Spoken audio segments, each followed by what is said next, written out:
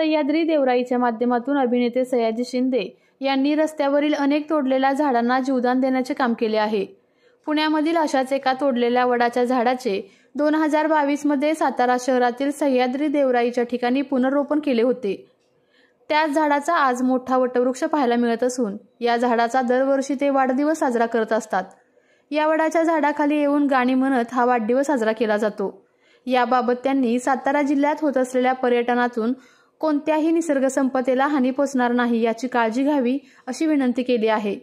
याचबरोबर अजित पवार यांच्यासोबत गेलेल्या आमदारांनी आपापल्या जिल्ह्यामध्ये सह्याद्री देवराईबाबत शब्द दिला असल्याचे ते यावेळी म्हणाले।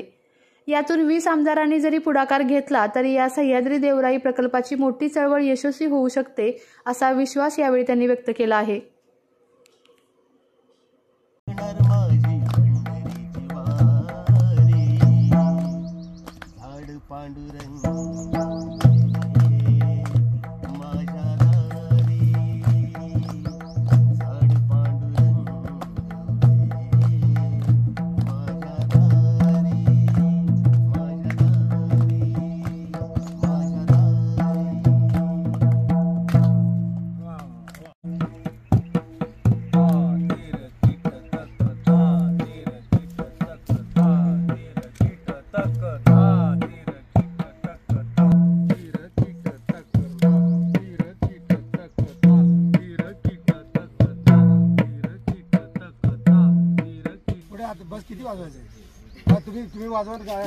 ज्ञानबा तुकाराम ज्ञानबा तुकाराम ज्ञानबा तुकाराम नाही चुकणार माझी पंढरीची नाही चुकणार माझी पंढरीची वारी झाड पांडुरंगे माझ्या दारी ज्ञानबा तुकाराम ज्ञानबा तुकाराम ज्ञानबा तुकाराम ज्ञानबा तुकाराम विठ्ठल उगवतो विठ्ठल उमलतो विठ्ठल विठ्ठल विठ्ठल झाड माझं विठ्ठल विठ्ठल झाड माझं विठ्ठल विठ्ठल विठ्ठल नाही चुकणार नाही चुकणार माझी पंढरीची वारी झाड पांडुरंग उभे।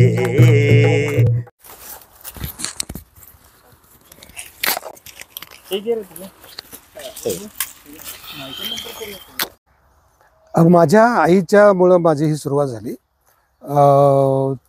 आणि स्पेशली हे जे आपल्या सातारा देवराई आहे सह्याद्री देवराईचं साताऱ्यामधली जी देवराई त्याच्यामधलं हे वडाचं झाड आहे हे पुनर्जीवित 150 वर्ष झाड तोडून टाकलं होतं ते परत लावलं आपण आणि एवढं मोठं ऑपरेशन करून ते परत जगले। त्याचा आधीचे फोटो तुम्हाला पाठवतो करून घ्या आणि नंतरचे फोटो आत्ताचे बघा। असं हे झाड परत पुनर्जीवित झाडाचा हा 3रा वाढदिवस आहे आणि सगळ्यांनी आपल्या कुठं झाडं जर वड पिंपळ उंबरची झाडं आहेत प्रजातीतली ती झाडं लागतात परत ह्याचा एक आदर्श लोकांपुढे जावा आणि नाही घेतला तर आपण आपल्या पद्धतीने करावं। तर असा हा वाढदिवस दरवर्षी करतो आपण। आपल्याला खूप आनंद आहे ह्या झाडाचे आशीर्वाद बघा तुम्ही तिथं उभं राहून बघा नाही तो उभं राहून बघा टेम्परेचर बघा किती फरक आहे।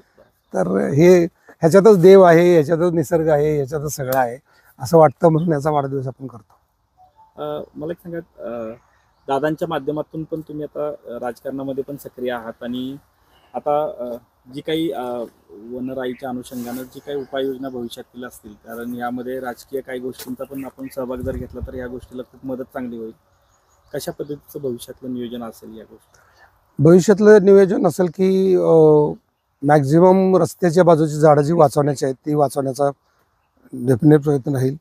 त्यानंतर अजून 20 एक देवराया या पुढच्या 5 वर्षात वाढतील आणि पहिल्या ज्या 300 देवराया आहेत 300-400 ज्या पण आहेत त्या कशा वाचतील आणि त्याच्याला कायदेशीर कसं वाचवण्याचा प्रयत्न करता येईल अशा 2-3 गोष्टी समोर आहेत। वृक्षप्रसाद योजना एक यावर्षीचं टार्गेट आहे की महाराष्ट्रातल्या सगळ्या मंदिरांमध्ये वृक्षप्रसाद जे लोक अभिषेक करतात पूजा करतात अभिषेक करताना तेव्हा त्यांना त्या देवाच्या नावानं एक वृक्ष द्यायचा रोप आणि ते वाढवायला लावायचं प्रसाद म्हणून। ते वाढलं तर त्यांच्या आयुष्यात सुख समृद्धी आरोग्य लाभेल असं सांगून तर तो एक प्रोजेक्ट होईल आणि मुलांना बिया देऊन पिशव्या देऊन त्याच्यापासून रोपं बनायची। हे 2-3 प्रोजेक्टच टार्गेट आहे। सह्याद्री देवराईचं टार्गेट राजकारणातला मी असेल तर माझं पण तेच आहे आणि त्याच्या पलीकडे काय नाही. आपल्या तालुक्यातील जिल्ह्यातील बातम्या सर्वप्रथम पाहण्यासाठी आजच सातारा न्यूजला YouTube चॅनलवर सबस्क्राईब करा, लाईक करा, शेअर करा आणि बेल आयकॉन प्रेस करायला विसरू नका.